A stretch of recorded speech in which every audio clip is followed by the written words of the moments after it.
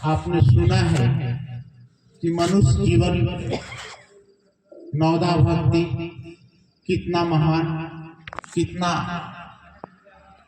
महानता से प्राप्त किए हैं आप। और आपका जीवन जब तक इन्होंने नवदा भक्ति का रहस्य आपको सुनाया और मनुष्य Incoming call from JAYRAM Mystery Lala Bigger identified by True. कैसे रखें और भक्ति कैसे करें, उसी तरह से आप ये सोचिए कि हमारा जिंदगी मिली है, इस संसार में आप आए हैं, जिस काम के लिए वो काम आप नहीं करते, आप दुखी हो जाते हैं। आपको भूख लगा है और पानी पिलाया जाए तो मन, दिल और पेट नहीं भरेगा, आपको भोजन चाहिए। उसी तरह से हम अपने पथ रास्ते से हट गए, भूल गए, भटक गए, इसलिए मैं संसार में आकर दुखी हो रहे हैं। उस दुख को निवारण भगवान का नाम है, संतों का संग है, संत का उपदेश है, जिससे कि आपका ये मानो तन Incoming call from JAYRAM Mystery Lala. इसको आप संभाल कर नर हैं तो नारायण को प्राप्त कर लिए और नर हैं तो नरक जाएंगे, तो हम भी दुखी होंगे। और परमात्मा ने जो आपका मनुष्य शरीर बनाकर इस मृतलोक में भेजा है, वो परमात्मा भी दुखी हो जाएगा कि हम इस जीव को मनुष्य शरीर बनाकर भेजे। 84 लाख दुनिया न देकर मनुष्य शरीर, 84 लाख दुनियों का सबसे श्रेष्ठ मनुष्य है। 99 करोड़ 99 लाख 99 हजार 99 के 84 लक्ष्य कहते हैं।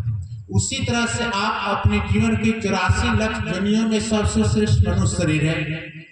और स्वामी जी महाराज ने किस तरह आपको नवदा भक्ति के मार्फत आपका जीवन की कल्याण का रास्ता बताया, तो आप उस रास्ता पर यदि अपने को अग्रसर करते हैं, चलने के प्रयास करते हैं, तो भगवान आप पर कृपा करेंगे।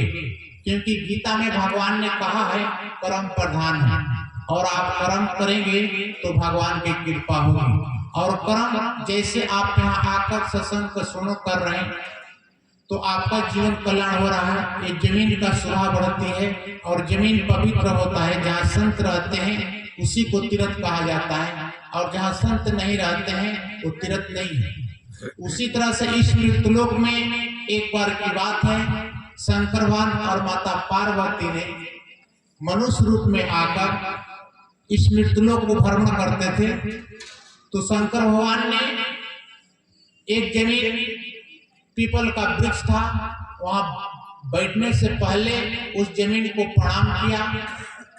तो माता जी ने पूछी कि प्रभु आपने यहाँ क्यों प्रणाम किया?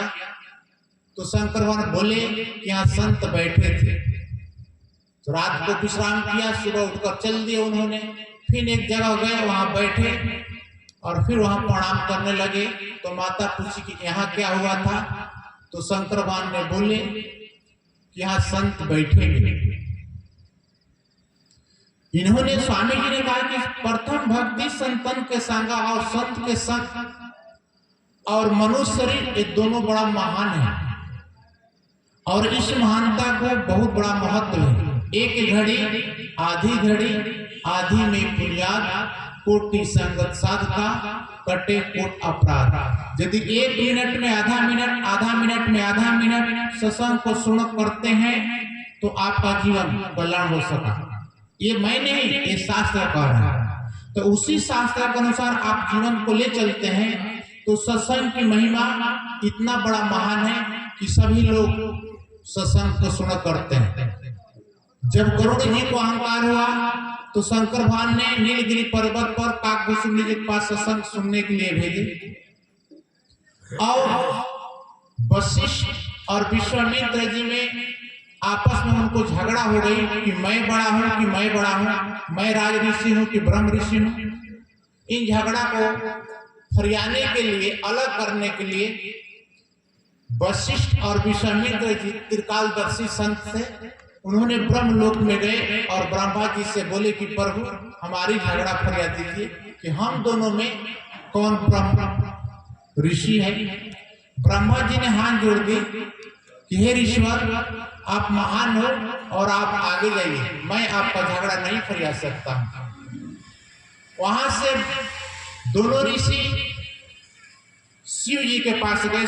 शिव लोक में शंकर भगवान ने यही कहा कि हम आपका झगड़ा नहीं फरिया सकते और आप ऊपर जाइए।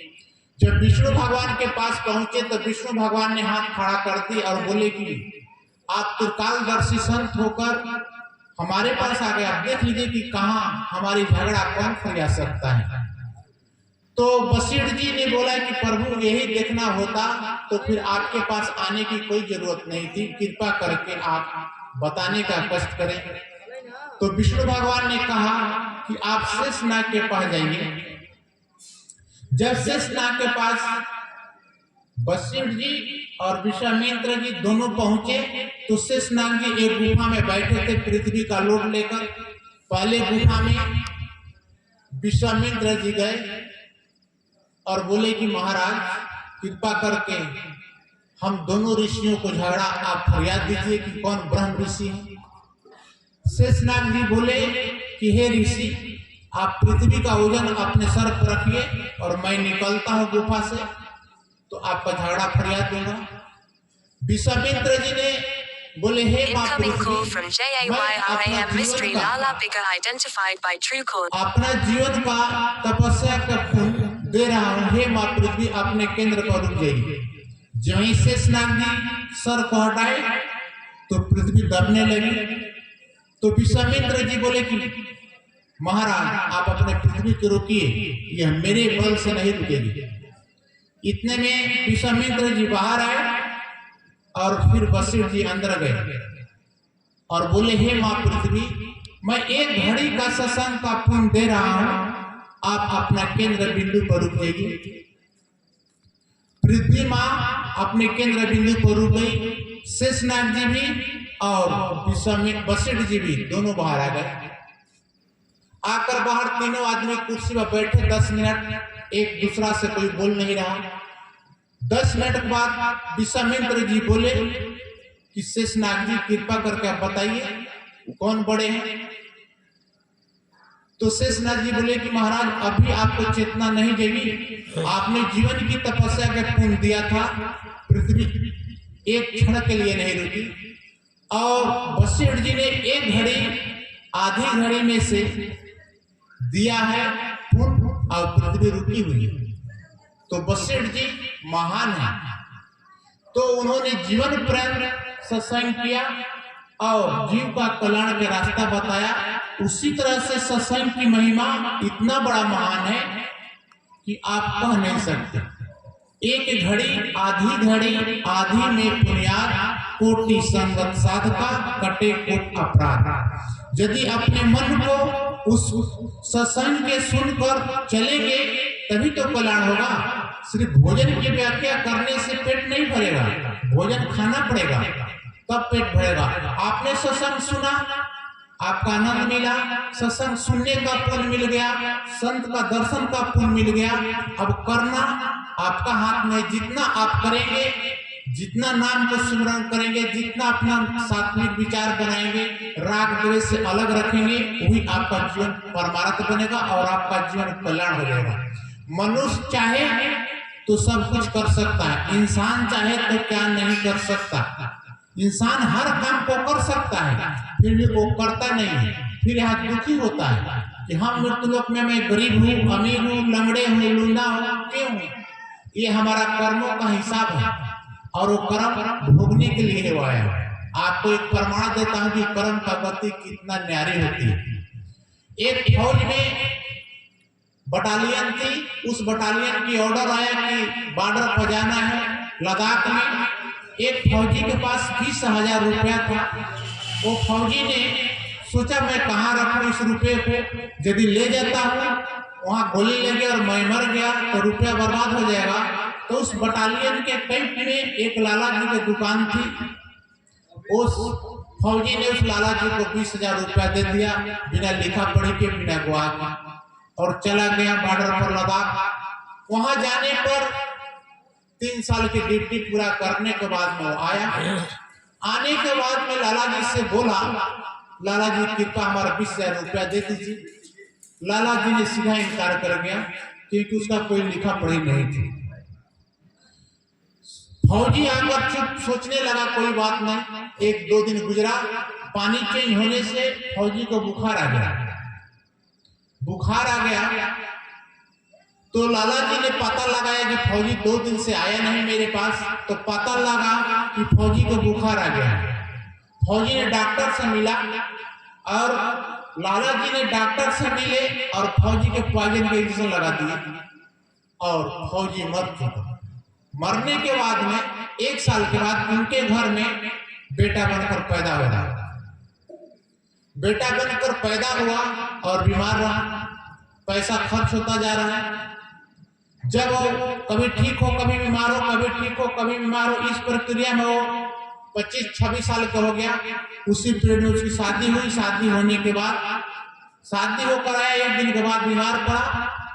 तो बीमार पड़ने के बाद में वो बोला पापा जी वहां एक व्यक्ति है जो झाड़ फूक करता है, उसको बुलाइए और मेरे को झाड़ देगा तो मैं ठीक हो जाऊंगा। वो व्यक्ति आया झाड़ा और बोले कि इसको 100 रुपया दे दीजिए। वो व्यक्ति जब ही निकला कमरे से बाहर तो लड़का ने ठठा कर हंसा, बोला पापा हमारी और आपका लेन देन पूरा हुआ और मैं चलता हूं। तो लाला जी ने बोले कि आप कौन हो जो ये शब्द को प्रयोग किए? बोले कि मैं वही फौजी हूं जो 20,000 रुपया आपने लिए थे तो ब्याज के सहित मैंने जोड़ कर ले लिया, अब मैं जाता हूं।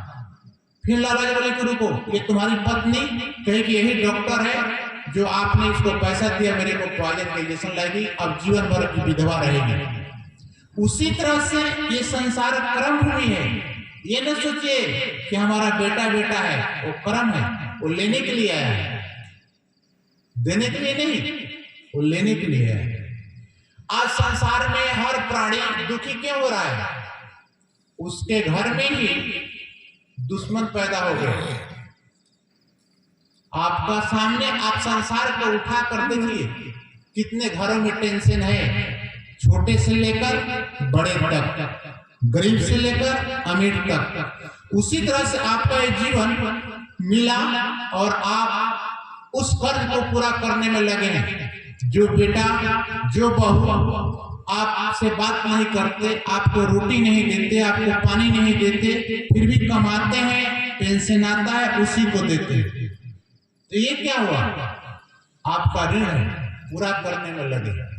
उसी तरह से आप सोचिए कि हमने अपने कर्म को भोगते हैं, तो यहाँ कोई किसी का पति है ना पत्नी है ना माता है ना पिता है ना भाई है ना बहन है, कोई किसी का नहीं, अपने ही कर्म भोग रहे हैं। और अपने कर्म भोगने के लिए ये शरीर मिला है।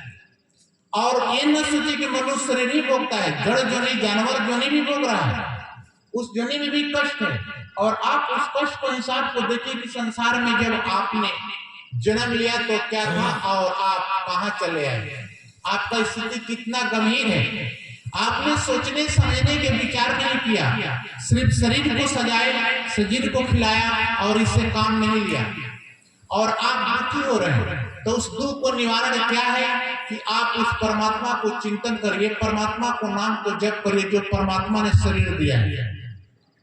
सत्संग कबीरदास जी कहे कि राम बुलावा सुनकर दिया कबीरा रोए, जो सुख साधु संग में वो बैकुंठ ना होए। कबीरदास जी के पास ब्रह्मा जी आए, बोले कबीर चलो उस कमरे में ऊपर। कबीरदास जी बोले कि नहीं प्रभु, मैं वहां नहीं जा सकता, मैं उस सोने के कमरे में, सोने के बेड पर, सोने के थाली में इच्छा रहित भोजन मिलता हो और मेरे से कोई बात करने वाला न हो, तो उस कमरे में मैं जाकर क्या करूंगा? मैं वहां नहीं रहूंगा, मैं यहीं रहूंगा। हम कुछ बोलेंगे, कुछ बगल में बैठे हुए संत महापुरुष बात करेंगे, तो राम बुलावा सुनकर दिया कबीरा रोए, जो सुख साधु संग में वो बैकुंठ ना होए। उन्होंने बैकुंठ को त्याग कर दिया। जो संतों को संग में भगवान का गुण अनुवाद गाते हैं, उसका महिमा बहुत बड़ा है। तभी सामूहिक आरती पूजा हवन पूजा सामूहिक होता है कि इसका मतलब यह हुआ कि सबको जरूरत है भगवान को। भगवान ने देखते हैं कि इतने लोग मेरे को याद करते हैं, तो चलो मृत्युलोक में चलते हैं। उसी तरह से आपका ये जीवन मनुष्य शरीर मिला तो सोचो, विचार करो, चिंतन करो, अहम ब्रह्मास्मि, आप ब्रह्म हैं। और ब्रह्म को जानने के लिए कुछ नियम बनाया गया, सत्संग करना, भगवान का कीर्तन करना, भगवान का नाम जप करना, तीर्थ व्रत करना, अपने बड़े बुजुर्गों को सेवा करना, उनसे आशीर्वाद लेना, ये आपका धर्म है। और इसी रास्ता से कुछ दिन तक हम करते हैं तो एक जन्म गुरु भक्ति कर, दूजे में जप नाम, तीजे में केवल पद, चौथे में कल्याण। एक जन्म गुरु को सेवा करेंगे तो दूसरा जन्म में मन नाम में लग जाएगा, तीसरा जन्म में संत बन के आएंगे और संसार को सत्संग सुनाकर कल्याण की रास्ता बताएंगे, और चौथा जन्म में आपका कल्याण हो जाएगा। एक निष्ठ जो भगत है उनको। उसी तरह से इस संसार में यदि आपका मन नहीं लगता है तो लगाना पड़ता है, लगता नहीं है, लगाना पड़ता है, क्योंकि ये संसार दुख का घर है और इस दुख के घर में हम सुख ढूंढ रहे हैं। तो ये हमारा धर्म है। नानक बाबा ने कहा, नानक दुखिया सब संसार, सुखिया जो नाम आधार। हम संसार में नाती पोते बहू बेटा बिल्डिंग मकान रुपए पैसे से भी सुख नहीं मिलेगा। सुख कब मिलेगा? तो विचार से, अपने विचार से दुखी और अपने विचार से सुखी। ना कोई किसी को दुख देता है और ना कोई किसी को सुख देता है। आपका विचार कैसा चलता है, क्या सोचते हैं, क्या नहीं सोचते हैं, इस पर आप स्थिर होकर विचार करिए कि परमात्मा ने हमें मनुष्य शरीर दिया, हम उसको याद नहीं करते हैं। आपका बेटा आपको सेवा नहीं करता है तो आप कितना दुखी होते हैं। तो हम और आप भी उस परमात्मा के बेटे हैं, औलाद हैं। यदि हम उसको नाम नहीं लेते हैं तो वो भी दुखी होता है और मृत्युलोक में हम भी दुखी होते हैं, क्योंकि दिल के अंदर जो परमात्मा बैठा है वो ऊपर भी है और दिल में हमारा भी, और दोनों आदमी दुखी होते हैं। और हम नाम लेते हैं, सेवा करते हैं तो दोनों आनंदित होते हैं। उस आनंद की प्राप्त अंदर है। जलवा देखा नूर का, गुरु नानक ने क्या, तूने क्या देखा कि तूने कह दिया वाह। भगवान को उन्होंने ध्यान में बैठे हुए थे, भगवान का दर्शन हुआ तो ऑटोमेटिक उनको मुखार बिन से वाह वाह वाह निकल गए। बैठी संगत, वहां सत्संग सुनने वाले व्यक्ति बैठे वाह गुरु कर रहे थे। इतने में उनकी आंखें खुली नानक बाबा के और बोले कि आप ये क्या कर रहे हैं? बोले कि गुरुदेव आपके मुखार बिन से निकला है। तो नानक बाबा ने कहा कि मैंने परमात्मा को देखा था, आप लोगों तो नहीं देखा, फिर आपने वाह क्यों करते हो? तो जलवा देखा नूर का, गुरु नानक ने कहा वाह, तूने क्या देखा कि तूने कह दिया वाह। उसी तरह से आज शिक्षा बदा में वह गुरु मंत्र बन गया। गुरु के मुखार बिन से जो भी शब्द निकलता है वही आपका मंत्र होता है। आप गुरु भक्त हैं और गुरु को मिलना कोटि जन्म के पुण्य से सतगुरु मिले कबीर। एक कोटि जन्म का पुण्य काटा हो तो गुरु मिलता है। गुरु को मिलना आसान नहीं। शिष्य विष की बैरी गुरु अमृत के खान, सर दने पर गुरु मिले तो पर शास्त्रा जान। गुरु इतना महान है, सुन लीजिए। आपको एक प्रमाण देता हूं शास्त्र का। सहजोबाई के समाज में नामदेव जी एक दिन सत्संग सुनने के लिए चले गए।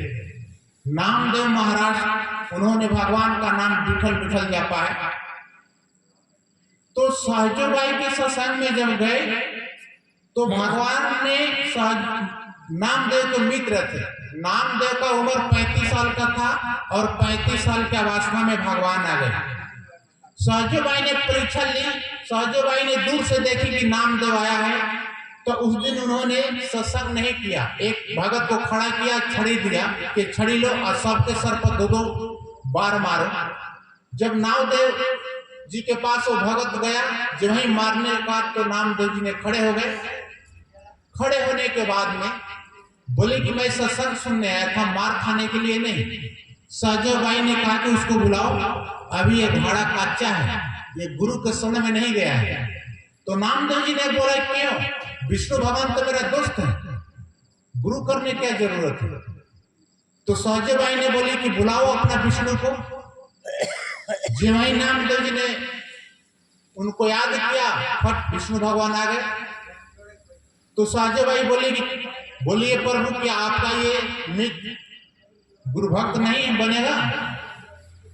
तो विष्णु भगवान ने बोले कि नहीं, बिना गुरु को गति नहीं है। नामदेव जी बिना गुरु का गति नहीं है। तो नामदेव जी बोले कि प्रभु मैं किसको गुरु बनाऊं? तो संत बिनवा भावे थे, उनके पास उनको भेजा। विष्णु भगवान ने भेजे कि जाओ उनके आश्रम में। जब वहां गए तो सो रहे थे, दिन 12 बज रहा था। उन्होंने आवाज लगाई विनोबा नामदेव जी ने, कौन, कोई है? बोले हाँ है। तुमको विष्णु भेजा यहाँ चेला बनने के लिए? कहे कि हाँ महाराज। फिर आपको देखकर शंका दो हो गया, एक तो आपका पैर शंकर भगवान के लिंग पर है और दूसरा आप 12 बजे से सो रहे हैं। बोले कि जिसको भगवान जग गया है वो सोता है और जिसको नहीं जगा है वो 4 बजे उठकर जगाता है। दूसरा प्रश्न कि जहां शिवलिंग न है वहां मेरा पैर उठा कर रख दो। आपको नामदेव जी ने उनको पैर को पकड़े और चारों तरफ जहां रखे वहीं शिवलिंग प्रकट हो जाए, जहां रखे वहीं शिवलिंग प्रकट हो जाए। तो विनोबा संत ने बोला कि भाई ये शरीर ही शिव रूप हो चुका है, चलो तुमको मंत्र की जरूरत है तो तुम विठल विठल जप करो।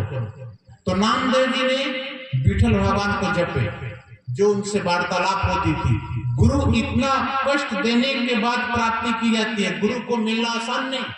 और यदि गुरु मिल गए तो भगवान उसके पास हो। हरि रूठे तो ठौर है, अभी स्वामी जी ने आपको सुनाया, हरि रूठे तो ठौर है, गुरु रूठे नहीं ठौर।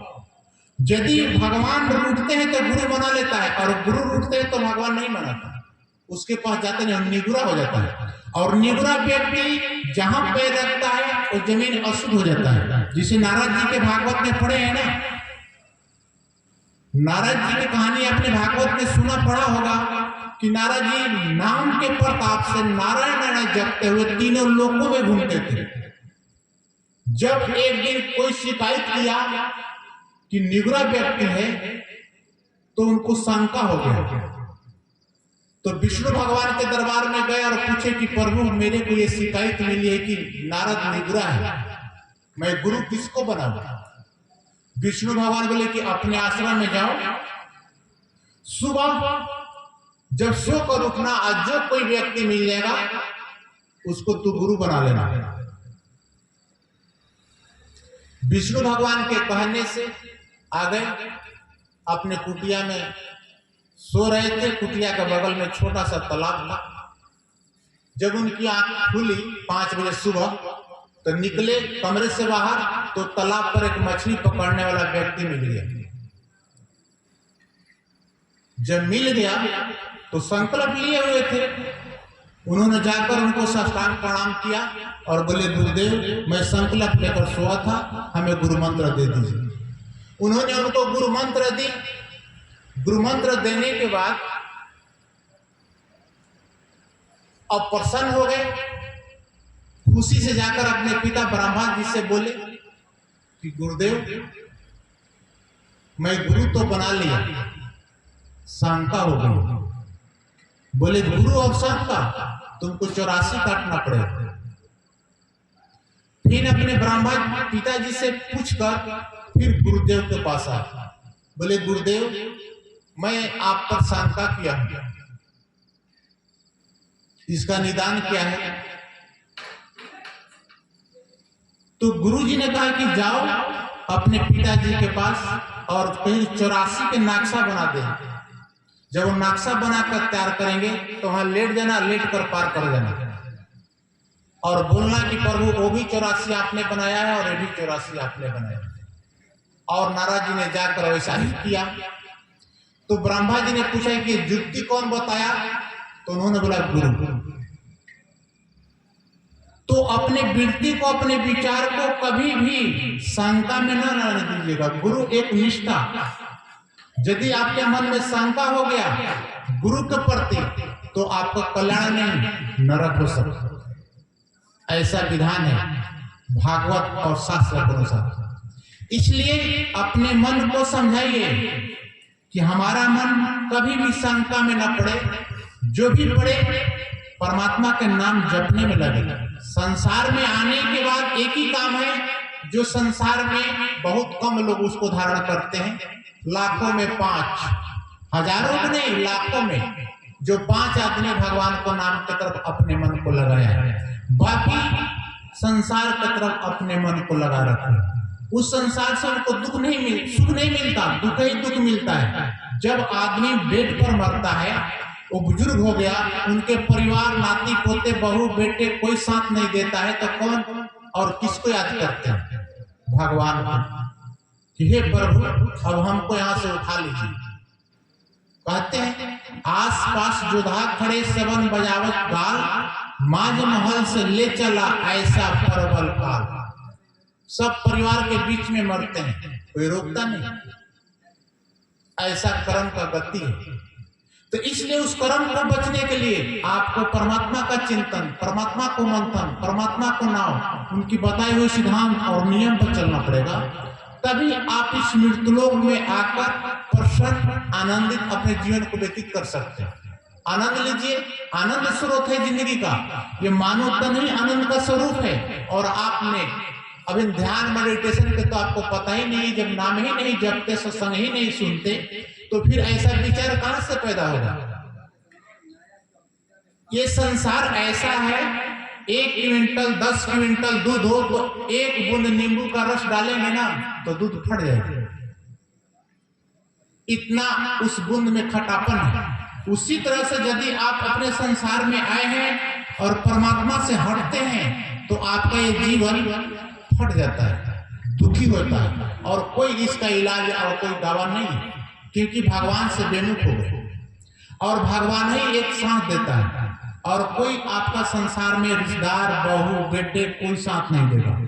इसलिए अपने मनोवृत्ति को एकाग्र चिंतन, एकाग्र मंथन ये आपका करने का कर्तव्य है, और करेंगे तब 84 लाख दुनिया में मनुष्य श्रेष्ठ है तो इसका कर्म भी श्रेष्ठ है। जैसे आपको आटा दिया जाए तो फुल्का यानी रोटी आप बना के खाएंगे, कुत्ते को, बंदर को, जानवर को आप देंगे तो नहीं खाएगा, क्योंकि आपके अंदर बुद्धि है। तो उस बुद्धि को सत्य में प्रयोग करिए, तब आप आनंदी हो सकते हैं। जैसे आप लीजिए कि एक संत जंगल में बैठ के भगवान को नाम जप करें। एक लकड़ी काटने वाला व्यक्ति जंगल में रोज जाए, लकड़ी काट कर आ रहा था। एक दिन अंदर चला गया तो संत मिल गए। संत को माथा टेका यानी प्रणाम किया और अपनी विनती सुनाई कि महाराज मैं बहुत गरीब हूँ, आप कृपा करें, मेरा 2 रोटी और बच्चे पल जाएं। संत ने करुणावश बोले कि थोड़ा 50 फीट अंदर जाओगे तो चंदन का लकड़ी मिलेगा, एक काट कर बेचोगे तो बहुत पैसा मिलेगा। और लकड़ी काटने वाला व्यक्ति गया और चंदन का लकड़ी काट कर बेचा, कुछ पैसा वैसा हो गया। फिर आया, बोला महाराज और कृपा चाहिए थोड़ा। तो संत ने बोले कि थोड़ा और अंदर जाओगे तो चांदी मिलेगी, चांदी के पहाड़ मिलेगा। वो गया, बेचकर बहुत धनी मनी बन गया। फिर आया 2 महीने के बाद, महाराज कुछ और कृपा करो। बोला थोड़ा और जाओ, सोना मिलेगा। थोड़ा और गया, सोना उसको मिला, बहुत धनी मानी बन गया। कहा नहीं गए, धन की बड़ी बड़ी बिल्डिंगें और गाड़ियां, इतने में उसका बुढ़ापा आ गया। जब बुढ़ापा आ गया तो अब उसका बच्चे पूछते नहीं थे, दुखी हो गया। तो नौकर को बोला कि गाड़ी में मेरे को उठा कर बैठा और ड्राइवर को बोलो कि जंगल में ले चले। अब नौकर ड्राइवर को बोला, ड्राइवर ने उस व्यक्ति को जंगल में ले गया उस संत के पास, और वो व्यक्ति अब बहुत बड़ा सेठ बन गया। तो जाकर उतरा गाड़ी से और महाराज के चरणों में प्रणाम किया और रोने लगा, कहे कि महाराज मैं बहुत दुखी हूं। तो संत बोले कि तुमको इतना ऐश्वर्य दिया गया फिर तुम दुखी हो? बोले हाँ महाराज मैं दुखी हूं। तो संत बोला कि मेरे को पता था ना, मैं उसको क्यों नहीं छूता था? मेरे को पता था, मैं छूटा नहीं था, यहाँ बैठकर परमात्मा को नाम ले रहा था। वो तुमको कभी सुख नहीं दे रहा। यदि सुख चाहते हो तो मेरा बगल में एक आसन खाली है, यहाँ बैठ जाओ और सुख को प्राप्त करो। अब लाला वो कहता है कि महाराज इतना बड़ा स्वर्ग है, तो फिर संत कहे कि फिर वही बात करते हो, इतना बड़ा स्वर्ग है, वहां इतना है तो मैं उसको छू नहीं रहा, और फिर उसी को व्याख्या कर रहे हैं, और फिर भी तुमको सुख नहीं मिल रहा। यहाँ सुख चाहते हो तो यहाँ बढ़ जाओ और अपने जीवन को आनंद से बिताओ। तो संसार की वस्तु सुख नहीं देती, कब देगी? परमात्मा के नाम।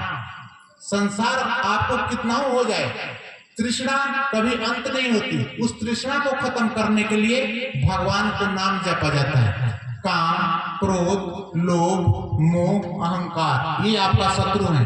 दया, क्षमा, विवेक, बुद्धि, ये शत्रु गुण है। जब नाम जप करेंगे तो ये शांत रहेंगे, और नाम जप नहीं करेंगे तो आपको गला तलवार रखेंगे, आपको परेशान कर देंगे, आपको फंसा देंगे। जैसे आप किसान हो, खेतों में घास काटने जाते हो अपना, तो दूसरे के खेत में घास काट लिए, गए तो घर से अपने खेत में घास काटने, दूसरे के खेत में घास काट लिए। वो पाप आपने किया है, आपका परिवार नहीं। उस पाप का आपको भोगना पड़ेगा। तब यहाँ कहा कि अपने कर्म से दुखी और अपने कर्म से सुखी। ना कोई किसी को दुख देता है और ना कोई किसी को सुख देता है। आपने किया है, बहू बेटा नहीं किया, आपको भोगना पड़ेगा। आप एकादशी में सुने हो कि एक माता एकादशी व्रत रखती थी और इस गांव से दूसरे गांव में जाना था और बीच में चने के खेत लगे हुए थे।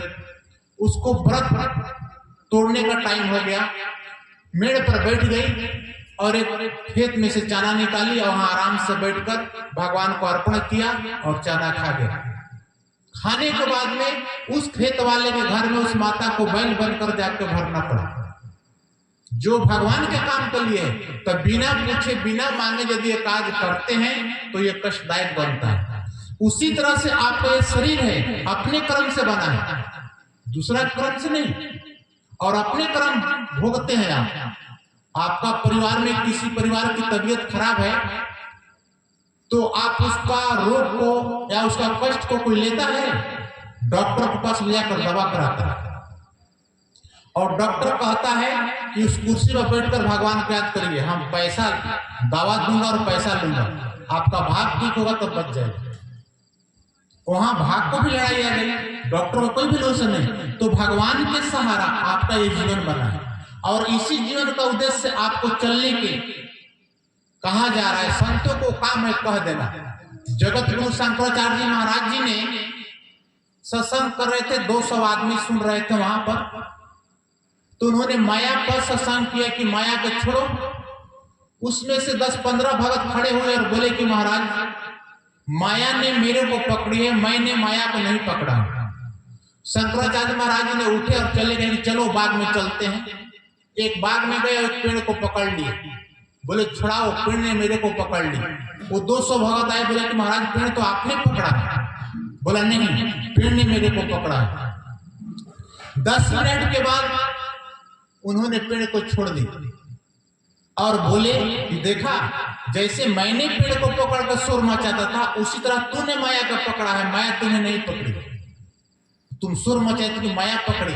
मम माया दुष्कर्म, भगवान गीता में कहते हैं कि अर्जुन मेरी माया बहुत ही दुष्कर है, उस माया का तुम समझ नहीं पाओगे।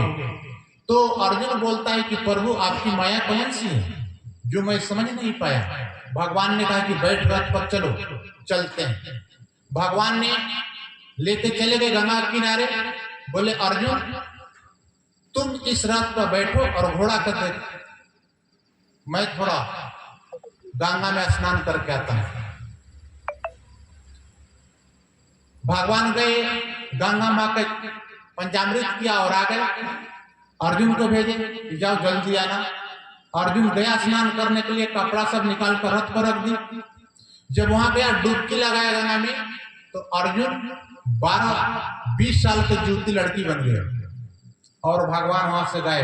अर्जुन वहां था और गंगा जी। इतने में एक राजा आया अपने घोड़ा को पानी पिलाने के लिए। घोड़ा को पानी पिलाया और देखा एक सुंदरी है, उसको घोड़ा पर बैठा और ले गया। जाकर शादी ब्याह किया, नाती पोता हो गए घर में, बहुत 90 साल के हो गए। वहां सती प्रथा का नियम थी। उसका पति मारा बुढ़िया को, गंगा किनारे जलाने के लिए गांव के लोगों ने लाया। जब गांव के लोगों ने लाया तो लोगों ने कहा कि माता तुम गंगा स्नान कर लो, फिर अपने पति के साथ सीता पर सती हो जाना। माता ने जो ही गई गंगा में डुबकी लगाई तो अर्जुन बन गया, और वहां कोई पब्लिक नहीं, कोई लाश नहीं, सब आदमी खत्म। गंगा और भगवान अर्जुन को आवाज लगाते हैं, अर्जुन बहुत देर हो गया। अर्जुन कहता है कि प्रभु बहुत देर की बात करते हैं, मैं तो 90 साल का हो चुकी थी, मेरे नाती पोते सब हैं, मैं पति के साथ सती होने वाला हूं। भगवान ने कहा कि अर्जुन 2 या 4 घंटा तुम यहाँ आए हो, 2 नहीं तो 4 घंटा हुआ होगा, तू 80-90 साल बताते हो। बोला हाँ भगवान ये सत्य है, हमको तो मैं स्त्री था 90 साल के, मैं अपने पति के साथ सती होने आया था। तो भगवान ने कहा कि अर्जुन यही माया है, तू पल में कितना बदल गया। मम माया दुष्करम, अर्जुन मेरी माया बहुत ही दुष्कर है। सब देवता ने नीति नीति कह दिए, तू क्या बात करता है जो अर्जुन नर्क का अवतार है। भगवान ऐसे जीव को एक संसार की मोह से अर्जुन को छुड़ाए हैं। गीता 18 अध्याय गीता बना एक अर्जुन को संसार से अलग करने में, और उन्होंने किसी को नहीं समझाया, सिर्फ अर्जुन को। जब अर्जुन ऐसे अर्जुन नर्क अवतार है और नारायण अर्जुन को समझा रहे हैं तो अर्जुन को बात समझ में आई। और इस संसार में इतना भूला भटका जीव है, वो कैसे समझ जाएगा? आसान नहीं है। जिसके ऊपर भगवान की कृपा होती है ना, वही सत्संग सुनता है और वही सत्संग का अधिकारी होता है। क्योंकि बिना भगवान के इशारे से पाता तक पीपल का नहीं हिलता है। तो आपके ऊपर भगवान की कृपा है जो आप यहाँ सत्संग सुनने के लिए आए हैं। आपके दिल में कहीं ना कहीं शुभ कर्म, कहीं ना कहीं परमात्मा निवास कर रहा है, उसको तलाश कर रहे हैं, तभी तो आए हैं। उसी हिसाब से भगवान देखता है कि कर्म किया है। महापुरुषों ने कहा कि मन लगे, मन जाए तो जाने दे, तन के राख दृढ़। आप आरती करते हैं, पूजा करते हैं तो मन वहां नहीं रहता, मन तो बाहर जाकर चिंतन करता है, फिर भी भगवान आपको पुण्य देता है। खेतों में काम करते हैं, कहीं पहाड़ों पर हैं, याद करते ही भगवान आपको शांति देता है दिल में। उसी तरह से कहीं भी किसी भी तरह स्थिर होकर नाम जपने की, जो चलते फिरते उठते बैठते, नानक ने कहा कि उठत बैठत सोवत जागत नाम सफल हो उनका काम। किसी भी परिस्थिति में आप भगवान को नाम ले सकते हैं, उससे आपका लोक और परलोक दोनों बनेगा, प्रसन्नचित रहेंगे, क्योंकि उस पर आपका भरोसा होगा। उसी तरह अर्जुन ने भगवान पर विश्वास किया, लाखों लोगों को मारा और मुंह और पाप से अलग रहा। इस तरह से आप कर्म करेंगे तभी बात बनेगी। संत वो भी कर्म करते हैं, गृहस्थ वो भी कर्म करते हैं, कर्म से कोई नहीं बचता है। शरीर बैठा है, मन से सोच रहा है, वो कर्म हुआ। उस कर्म को रोकना है जो संसार को चिंतन करता है, जो परमात्मा को चिंतन करता है। एक चिंता होता है, एक चिंतन होता है। चिंता ऐसी डाकनी काट कलेजा खाए, वैद्य बेचारा क्या करे, दवा देते रह जाए। चिंता इसको कहते हैं। और चिंतन करने से सुबह उठेंगे, रात को नींद नहीं आएगी, मन बुलंद रहेगा, क्योंकि आपने भगवान को चिंतन किया है, संसार को चिंतन नहीं किया कि मेरा खेत में बारिश नहीं हुई, मेरे बेटा बेटी की शादी नहीं, मकान नहीं बना, ये चिंता हुआ। और परमात्मा की योजना बनाते रहे कि परमात्मा के लिए ऐसे मकान बनाएंगे, ऐसे कार्य करेंगे, ऐसे कार्य करेंगे, तो वह चिंतन। जैसे एक रोड बन रहा था, उसमें 3 कारीगर लगे हुए थे गट्टी तोड़ने में। एक से एक संत आकर पूछे कि आप क्या कर रहे हो? बोले कि मैं मजदूरी कर रहा हूं। एक ने बोला मजदूरी कर रहा हूं। दूसरा से पूछे तू क्या कर रहे हो? बोले महाराज पेट की जरूरत है, भोजन की, इसलिए मैं नौकरी कर रहा हूं, काम कर रहा हूं। दूसरा ने कहा मैं भगवान का मंदिर बना रहा हूं। तीनों एक ही काम कर रहे हैं। वहां प्रधान क्या है? भाव। वो भी गड्डी ही तोड़ रहा है, फिर उसकी भाव है कि हम गड्डी तोड़कर भगवान के मंदिर बनाऊंगा। तो भाव में भगवान है। भाव से भजे तो भाव से बेड़ा पार है। यदि भाव आपका दिल में है वही भगवान है। भगवान मंदिर मस्जिद में नहीं है, प्रेम में। और प्रेम भगवान से, संसार से प्रेम टूट जाता है। आप छोटे थे, आपसे सब लोग प्यार करते थे। छोटे थे जब माता पिता को नहीं पहचानते थे तो सभी लोग प्यार करते थे। जैसे जैसे आप बड़े होते गए, माता पिता भाई बहन को पहचानते गए, उससे बड़े हुए, लोह में फंसते गए, वैसे वैसे दुनिया आपका दुश्मन होती गई। शादी किए, पत्नी कुछ दिन रही, वो भी मर गई। बहू बच्चे हुए, वो भी छोड़कर आपको चले गए, सब धोखा दे दिए।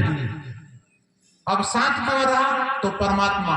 और अकेले आए थे, अकेले जाना पड़ा, कोई साथ नहीं दिया।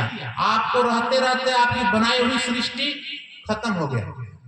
इसमें किसी का दोष नहीं। एक बैठा हुआ जीव देख रहा है कि देखो इसको क्या क्या गति होता है, कैसे कैसे चलता है, वो पहले से अनुभव करके बैठा है। उसी तरह से आप इस जीवन को बहुत स्थिर करके समझिए कि हमने अपने जीवन की लाइफ में क्या किया है। जब आंखें बंद करेंगे, मेडिटेशन करेंगे, ध्यान करेंगे, तो आपको दिखाई देगा कि मैंने पाप किया हूं आपको। जब उस भावना को आप देखेंगे तो आपका मन नहीं लगेगा, मन उच्चाटन हो जाएगा, तो कहेंगे ध्यान नहीं लगता है। ये आपका कर्म आपको ध्यान लगने नहीं देता है। जब चाहूं मैं मिलूं आपसे, रूप मुझे ओ लेता है, मेरे पाप कर्म ही तुझसे प्रीत न करने देता है। आप चाहते हैं कि गुरु महाराज जी से मिल जाऊं, भगवान से मिल जाऊं, तो पाप आपको रोक देता है।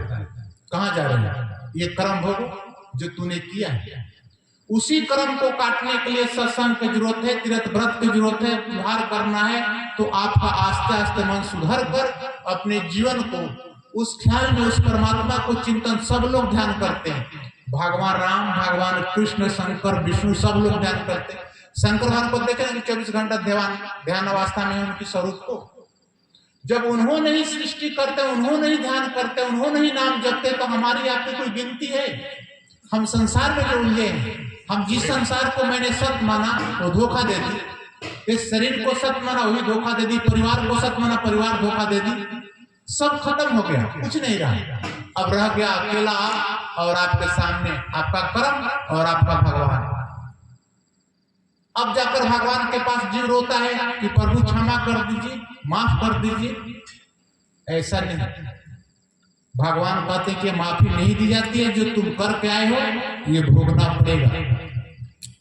इसलिए कर्म है। आपको एक प्रमाण दे रहा हूं। वेद व्यास जी ने सब वेदों को लिखा है, 18 वेद, 18 पुराण, 4 वेद, उपनिषद, सब उन्होंने लिखा है। तो उनका नाना जी निषाद राज कहे कि बेटा तुम सभी देवताओं को जीवनी लिखते हो, उनसे सोर्स लगाओ कि मेरा मौत ना हो। जब निषाद राज ने वेद व्यास जी से कहा, और उनका मौत कैसे था वेद व्यास जी का, कि सब देवता उनके सामने उनका मरना था। और मृत्यु माता जो थी वो चिंता और टेंशन में थी कि ये मरेगा व्यक्ति कैसे, इसके बड़ी बड़ी हस्तियां इसके साथ आएगी कैसे, वो चिंता कर रहे हैं। इतने में निषाद राज ने अपने लड़की के पुत्र से बोले कि बेटा वेद व्यास, मेरे मौत से बहुत डर है, आप सोच लगाओ कि मैं न मरूं।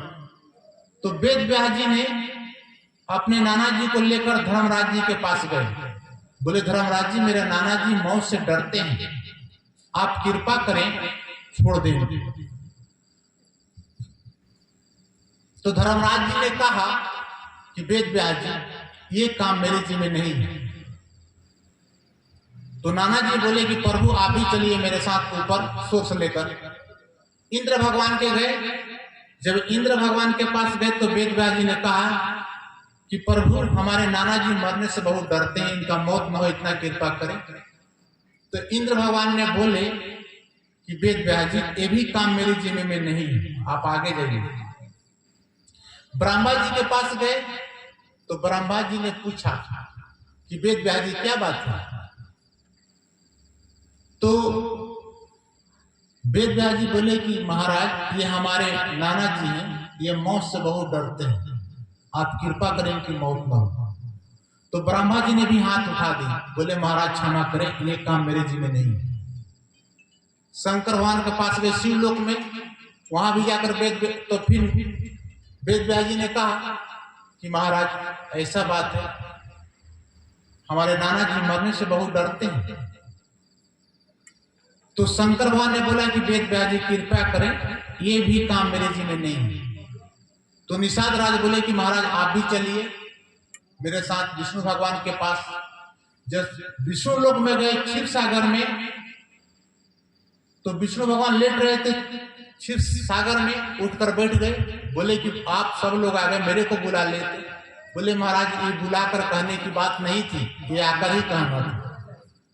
तो इतने में वेद व्यास बोले कि हे भगवान, हमारे नाना निषाद राज हैं और ये मरने से बहुत डरते हैं, आप भी कुछ उपाय करें।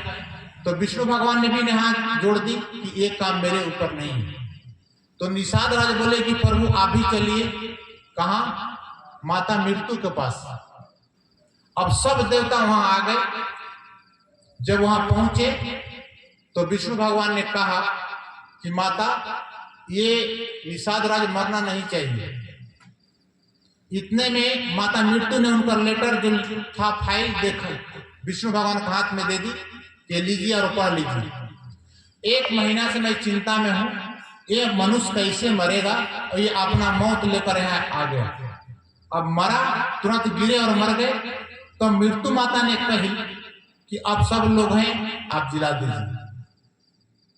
तो होनी इतना प्रबल है कि होकर रहेगा, ये कोई रोक नहीं सकता। कहने का मतलब यह है कि आप चाहते हैं उस समय आने पर ऑटोमेटिक हो जाता है, मौत हो या स्वर्ग हो, ये समय आने पर ही मिलेगा। इसलिए मन को समझाओ और गुरु महाराज जी के नाम में अपने मन को रखो। ये संसार जो है ये आपको साथ नहीं देगा कि संसार ये दुख का घर है, और इस दुख के घर में आप सुख ढूंढते हैं। ये बहुत बड़ा दुख है कि आप इस संसार में आप आकर सुख ढूंढते हैं। नानक बाबा ने कहा कि नानक दुखिया सब संसार सुखिया जो नाम आधार है। उन्होंने कहा तो संसार में जो भी जीव है, प्राणी है, वो मान लिया कि उन्होंने सत्य कहा। अंत में जब चिंतन आप करेंगे तो यही पता लगेगा कि ये नाम ही एक सत्य है, भगवान एक सत्य है, संसार मिथ्या है। उस तरह से इस मिथ्या में अपने मन को न रहकर गुरु महाराज जी के नाम में लगाइए। नाम सत्य, जगत झूठ। आप सुनते भी हैं, दूसरा को सुनाते भी हैं, फिर चलते नहीं है। दुख इस बात की है। इसलिए मैं आपसे कह नहीं रहा हूं, प्रार्थना करता हूं कि अपना जीवन को कल्याण चाहते हैं तो नाम को जप करिए, अपने में सात्विक गुण पैदा करिए, जिससे कि आपका जीवन कल्याण हो।